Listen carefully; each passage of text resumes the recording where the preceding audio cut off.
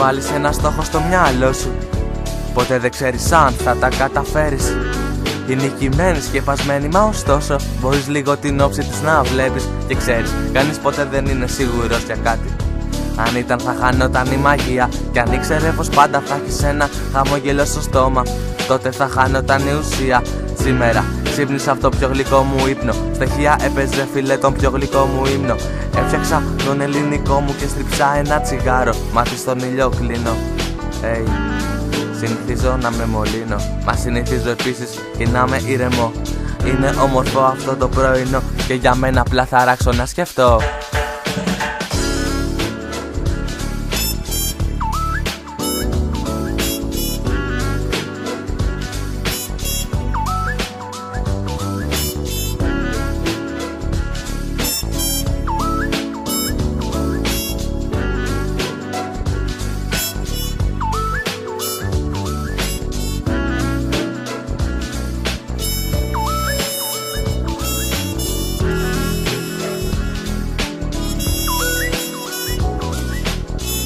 Συνηθίζω φίλε να με μολύνω, μα συνηθίζω επίσης και να με ηρεμό.